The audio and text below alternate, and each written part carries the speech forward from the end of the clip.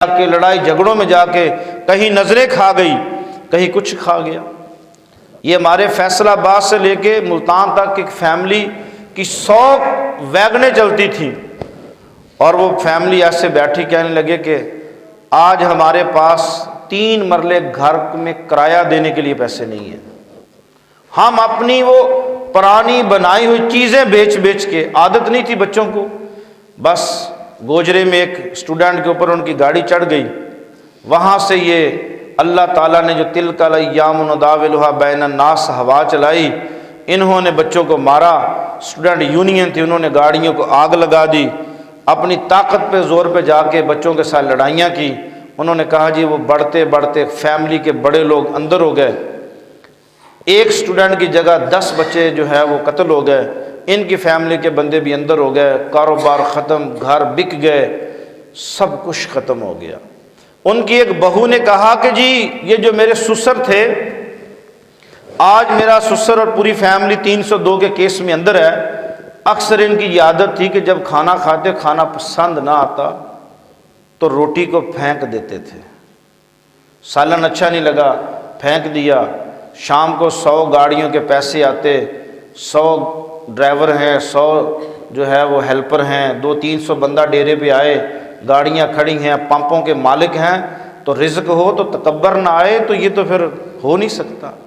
رزق ہو تو عاجزی ہو، تو یہ سنت نبیوں اور اولیاء کاملین کی ہے نا، کہ دولت ہو، طاقت ہو، شہرت ہو، پیسہ ہو، گاڑیاں ہوں، تو بندہ غریبوں یتیموں کا پرور ہو، پھر وہ بندہ تو دیکھنے کے قابل ہے۔ یہ وگرنہ شہرت آئی، دولت آئی، تکبر آیا، آدمی کو انسان نظر نہیں آتے۔ وہ کہتی ہیں کہ جی ہوتا یہ تھا کہ جب کھانا ہم پکاتی تو میرے سسر کو، میرے خامند کو، میرے دیر اور جیٹھ کو کھانا پسند نہ آتا، یہ نہیں کہنا کہ لے جائے اور منگوا دیں یا بازار سے، اس کھانے کو پھینک دیتے، روٹی کو پھینک دیتے، سالن کو پھینک دیتے۔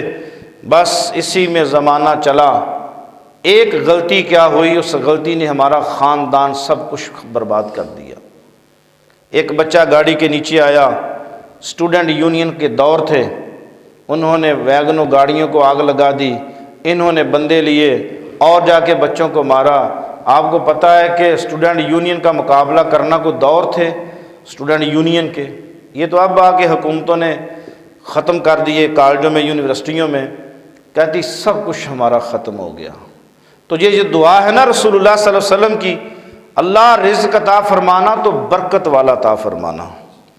ایک درویش تھے اللہ والے، تو کہیں غربت کی وجہ سے سفر میں تھے، بھی چاہیں کہیں جاؤں گا، کاروبار کروں گا، ایک درخت کے نیچے بیٹھے تو اللہ رب کائنات نے رجال الغیب میں سے ایک امداد بھیجی، فرمایا کہ پریشان نہ ہو، گھبراؤ نہ، فلاں جو درخت ہے نا اس کے نیچے ایک خزانہ پڑا ہے، وہ اٹھاؤ اور نکالو، اپنی زندگی گزارو، اللہ اللہ کرو۔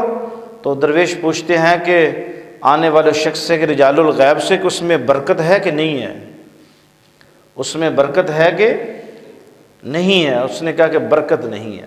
فرماتے ہیں کہ نہیں، مجھے رزق وہ چاہیے جس میں برکت ہو۔